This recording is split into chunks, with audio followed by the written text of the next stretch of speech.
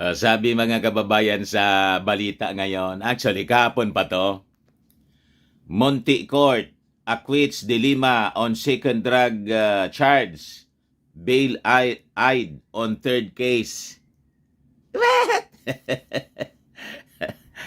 Ano ka ngayon mga dilawang DDS vloggers at saka mga anti-Marcos? Baka naman ituro ninyo si First Lady Lisa Marcos kasi ang narrative ninyo, nakikipagsabuatan yung Marcos administration na ngayon sa mga dilawan. Yan mga kababayan ang kanilang narrative. Ang laya man sa katotohanan, anong ginalaman dito ni First Lady Lisa Marcos sa kanang Marcos administration nang nagdesisyon, husgado? Di ba? Basta lang kayo makapanira sa ating Pangulong BBM. Ang tinatarget nila mga kababayan, palagi si Lisa Marcos para siraan yung Marcos administration. But before natin mga kababayan pag-usapan yung balitang ito, click subscribe muna sa ating YouTube channel and hit the notification bell para lagi kayong updated sa mga kaganapan dito sa ating bansa. Yung mga makatotohanang balita, hindi po black propaganda at marites lang. And like and share na rin po ninyo ng ating video. Ito si Delilah. Ayaw ko man dito kay Delilah kasi dilawan ito. Kahit kababayan ko ito mga kababayan, taga-Iriga, Iriga City dito sa Bicol Region, Camarines-Sur. Pero kailangan irespeto natin mga kababayan yung desisyon ng husgado. Ito yung patunay, sabi nga ng Palasyo Malacanang, si Executive Secretary Bersamin Lucas at saka yung DOJ Secretary si Rimolya, nagpalabas na rin ng statement. Ito yung patunay na yung hustisya mga kababayan, buhay na buhay. We have our functioning we have a functioning judicial system dito sa ating bansa po.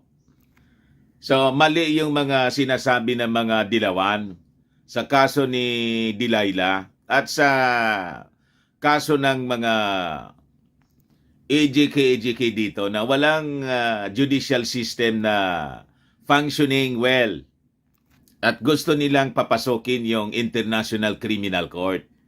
Di ba? So, sabi dito mga kababayan sa balita, ibigay ko muna sa inyo yung istorya before natin pag-usapan. A Muntinlupa City Court has acquitted detained former Senator Laila De Lima of one of two remaining drug cases. So, may may pangatlo pa po na kaso na final laban sa kanya. That she was involved in the illegal drug trade inside the New Bilibid prison when she still headed the Department of Justice po.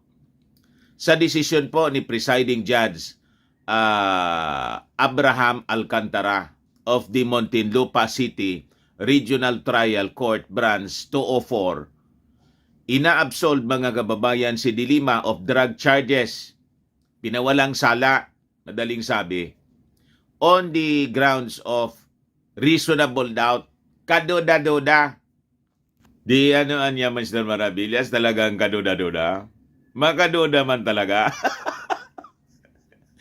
Alam mo ninyo, hindi lang ako nagsasalita nito noong mga panahon. Kasi, siyempre, sub judice na. Nasa husgado na, mga kababayan. So, ang posisyon natin, let the court decide kung walang base, walang malakas na ebidensya against De Lima, then let the court decide kasi nasa husgado na yung kaso. Hindi pwedeng pakialaman ng sino man, lalo na yung mga senador sa Amerika at Europe, na gustong sabihin, mga kababayan, presyo rin yung ating administrasyon, yung ating gobyernong palabasin si Delilah. Nasa husgado yung kaso. Yun ang mali doon. Yun ang kontra natin, mga kababayan. May nakausap kasi ako na isang congressman abogado, kaibigan natin, taga rito sa amin. Panahon ba ni President Digong? Sabi ko, ano ang katotohanan sa kaso? Anong tingin mo? Nasa radyo pa ako noon, mga kababayan. Nasa mainstream media pa ako. Sabi sa akin, alam mo Anya, talagang gawa-gawa lang Anya yung nakita ko Anya yung kaso mahina. Ginawa na niya ng kaso si Delilah. What? Yun na niya yung mahirap doon. Pero ayaw na niya na magbigay ng marami pang detalye. Siyempre, kasi habang kababayan niya si Delilah, medyo nakakalapit-lapit siya kay dating Pangulong Digong. Minsan nga laging kasama, mga kababayan. Congressman siya eh. Nakikita ko may mga pictures na pinopost niya, mga kababayan. Nandun siya sa Davao. What? Di ba? So anyway, sabi ng Husgado, hindi na-establish yung tinatawag na unreasonable, kundi reasonable daw talaga. Kaduda-duda. Ang sabi ng Husgado, ayan ang malinaw po. It's a glorious day. This is the beginning of my vindication, said De Lima, 63. 63 years old na pala si Juan. Medyo pumayat si De Lima, mga kababayan, kasi siyempre stress siya masyado sa nangyari sa kanya. As police escorted her to a waiting bus after the verdict, may I say this to my oppressors, siyempre referring to Maudigs. At yung mga kasabot ni Maudigs, mga kababayan, you can never crucify the truth, sabi po ni De Lima. The acquittal came after the court found reasonable doubt that De Lima and Ronnie Dayan, her co-accused and former bodyguard, were involved in the illegal drug trade, a case brought against her by the Duterte administration. Kaya yung drug campaign po niya, drug war ni Maudigs po, kaduda-duda, lahat lang tawag dito sa amin, ablada, lahat lang salita. Hindi man nasolusyonan yung tama yung sinabi ng ating Pangulong Bongbong Marcos. That is, an honest assessment, an honest statement in evaluation of the drug war. Sabi niya, talaga niya may mga nangyari. Sumubraan niya yung enforcement. May mga nangyarian niya talagang abuses during the previous administration. Yun ang sabi niya doon sa interview sa Amerika. So, kaya niya, binabago natin yung strategy, how to address the drug problem in our country. So, sabi rito, mga kababayan, former President Rodrigo Duterte accepted the decision of the court to acquit De Lima, according to Salvador Panelo, Presidential Legal Counsel during his administration. Tanggap pala, mga kababayan, ni Maudigs. Alam niya, siyempre, na gawa-gawa lang. Di ba? Yun ang masaklap. So, nagtagumpay si Maudigs na ipakulong si De Lima kasi matindi niyang critics sa war on drugs. So, sabi ni Panelo, sinabihan daw siya ni Digong that as a lawyer niya, he should abide by the court ruling on De Lima's case, according to a GMA News report. Duterte also said he was not the one who started the case against the detained former senator. A staunch critic of his anti-illegal drugs campaign, the former chief executive said he never interfered with any decision of the executive departments in his administration. Hindi daw siya nagsimula, nagpilato na po. Nagugas kamay na po si Maudigs. Hindi daw siya yung nagsimula nito. So sabi rito, the court stated that while the prosecution was able to establish the existence of rampant illegal drug trading at the New Bilibid prison, the retraction of former Bureau of Corrections Chief Rafael Ragos has reasonable doubt on Dilima in Dayan's involvement in it. Sabi pa no ni Ragos, in-intimidate daw siya, kaya siya napilitan na magbigay ng testimony, tumistigo laban kay Dilima. What? So yun mga kababayan yung nagpahina ng kaso.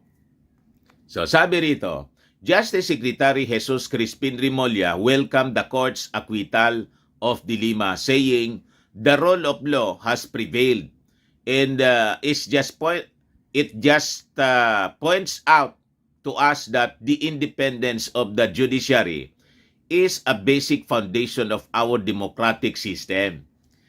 Because of this, position ng ating Justice Secretary, yung mga propagandistang dilawang DDS at yung mga anti-Marcos na ngayon na dating supporter ni Marcos, ni Bongbong Marcos na mga vloggers po, ina-accuse yung Palasyo Malacanang na nakikipagsabwatan sa mga dilawan sa isyung ito, sa kasong ito.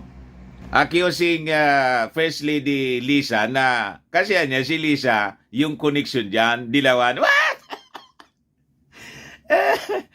Ganon mga kababayan, ini-implicate yung Palasyo Malacanang. Ang gusto kasi nila, siraan na siraan yung administrasyon.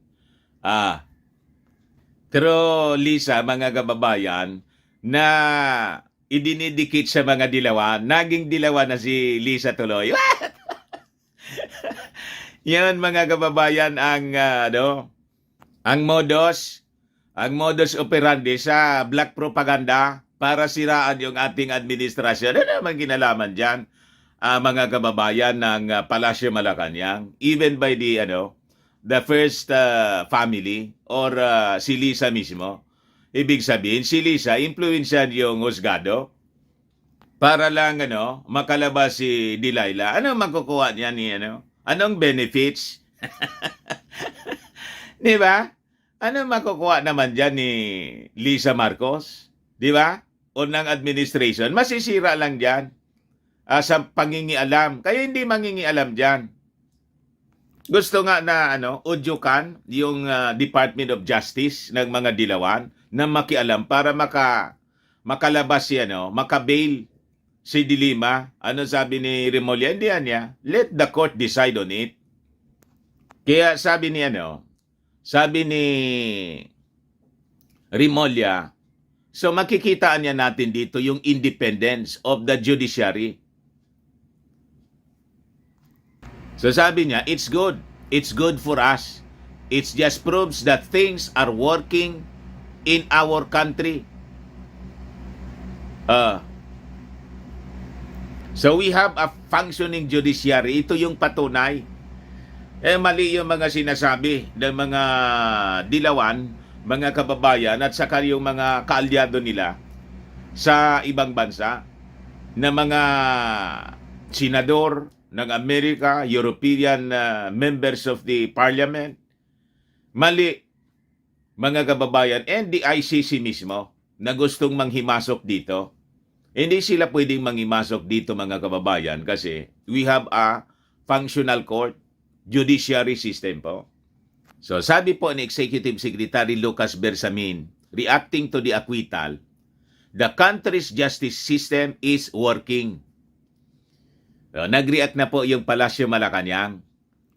So, Dilima, who has been detained in Camp Crame since February 2017, was accused of benefiting financially from the alleged illegal drug trade inside the NBP during her stint as Justice Secretary to support her senatorial bid in 2016. She has consistently denied these allegations. So as a background story, mga kababayan, in May 2022, Ragos retracted his testimony against Dilima. Ragos earlier claimed that he and aide Jovencio Ablen Jr. delivered 5 million pesos in proceeds from the illegal drug trade inside the NBP to De Lima's house in Parañaque City in 2012. O ngayon, sabi rito, the court noted that Ragos was the only one who had personal knowledge of the source of money. Under the circumstances of this case, the testimony of witness Ragos is necessary to sustain any possible conviction. Without his testimony, the crucial link to establish conspiracy is shrouded with reasonable doubt. Sabi po ng judge. So ultimately, the retraction created reasonable doubt nang biglang bumaliktad po, nang bawiin yung kanyang testimonya, which warrants anya the acquittal of both accused. Sabi po ng sabi ng husgado. So, in a statement read by De Lima's lawyer, Filibon Tagardon, said she had no doubt that she would be acquitted anya in all cases filed against her by the Duterte administration. 3 kaso kasi siya. So dalawa na yung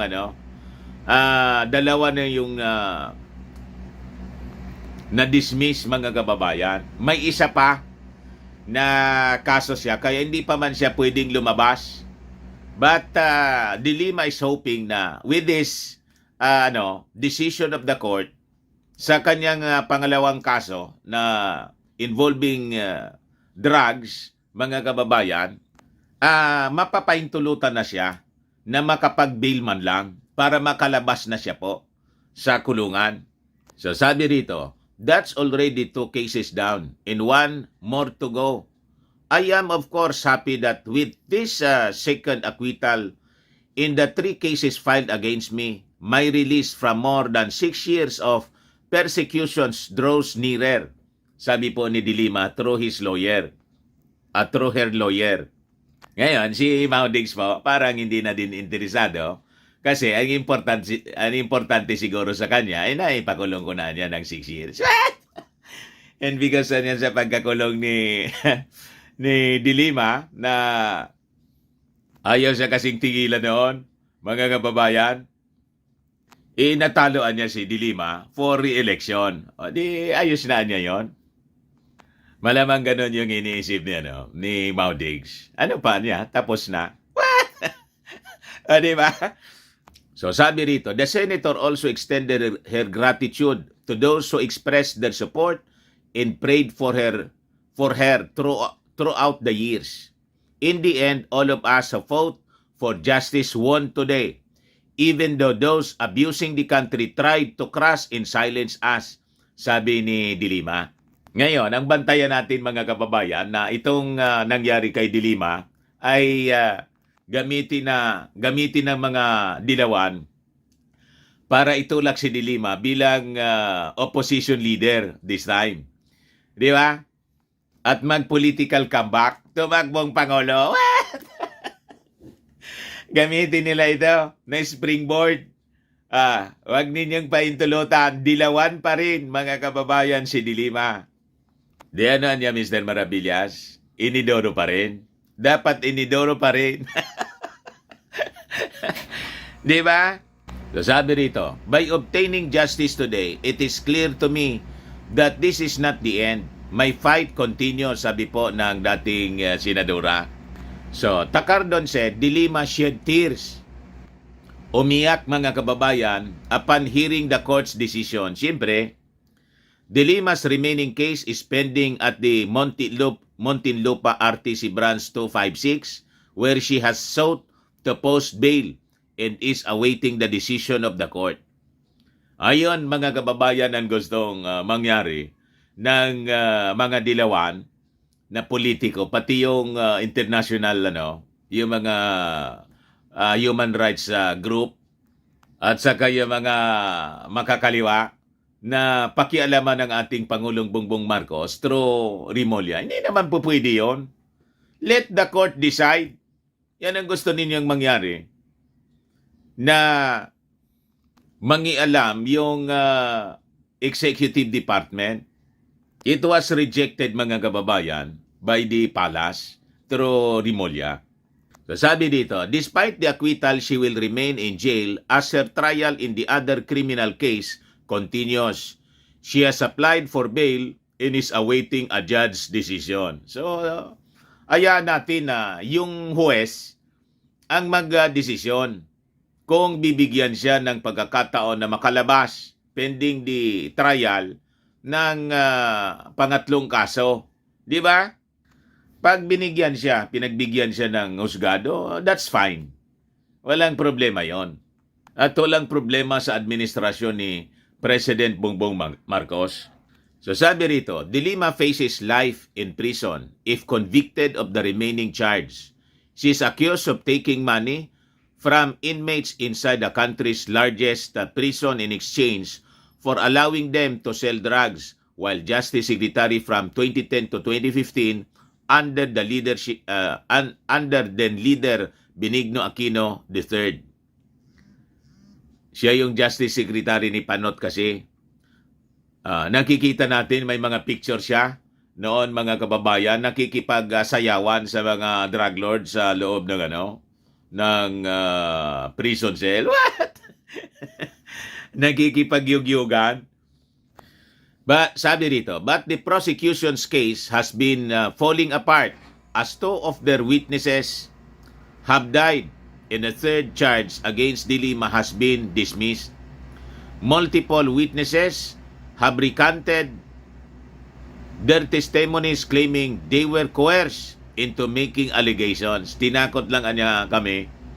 Vigilance is eradicating illegal drugs cannot come at the expense of disregarding the rule of law, the court ruling said. Ito ang ayaw natin dito. Amnesty International, mga makakuan nito, alam na natin, urge government to hasten De Lima's release and allow her to be reunited with her family, friends, and supporters after 6 long years. Basta lang naman kayo magdakdak Amnesty International. Ayan ninyo, maghintay kayo sa desisyon ng husgado. Hindi yung babrasuhin ninyo, pati yung gobyerno mismo ni President Bongbong Marcos. Nagdidikta kayo. May husgado. No, tingnan ninyo. Yung husgado yung nagdesisyon na nakita nila, wala mang malakas na ebidensya na i-convict o di-dismiss yung kaso, na-acquit siya. Di ba? Ang gusto ninyo, mangialam yung executive department na i-release. Hindi yun nasa kamay ng executive department.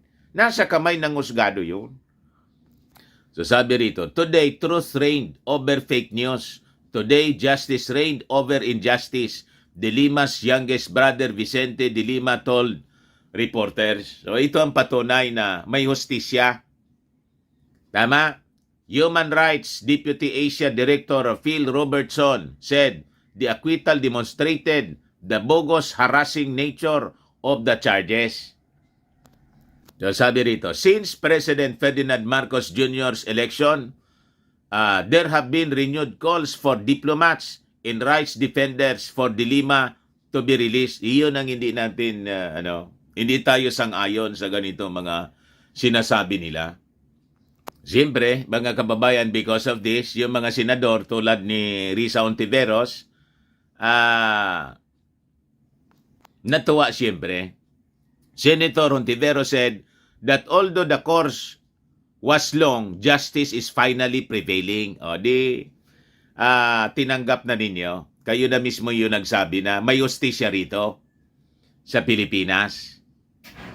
Another former senator, Francis Pangilinan, said the acquittal was welcome even though it comes after 6 years. He said the dismissal of charges was better late than never. So tama lang po. Magalit kayo sa previous administration. Pero sa present administration, kailangan mas matuwa kayo. Bakit? Hindi siya nangingialam dito sa desisyon ng husgado. At walang planong mangialam sa husgado. Sabi rito, nagsalita na rin yung mga taga-ibang bansa. Yung mga laging nag-iingay noon. Ito, the European Union congratulated Dilima on her acquittal. The European Union is a long-standing partner of the justice sector in the Philippines and we respect the independence of the judiciary. Yun naman pala. Gusto ninyong irespeto. O ngayon, kasi napaboran kayo, pabor sa inyong kaibigan na si Dilima, sinasabi na ninyo, you recognize now that there is, tawag dito, there is independence in our judiciary. O, di ba? And we have a working judiciary. O, kayo na mismo ang nag-recognize. Kayo na mismo ang nag-declare. Di wow. Ayun man lang po, mga kababayan. Baka lang gusto ninyo itong itry. Firmax Firming and Lifting Cream. Pinapahid po sa mga pulses and affected area. Mainam po sa paninigas na mga kaso-kasuan. Ito naman po, Automax Radiant Serum. Sa mukha naman yung application. Anti-aging siya. You will look 10 years younger than your age. Sa mga cancer patients naman po, baka lang gusto ninyo itong itry. Nengxia Red Mix Fruit Drink. Hindi man po siya gamot, food supplement siya. Kaya lang, gawa siya mga kababayan sa goji berry.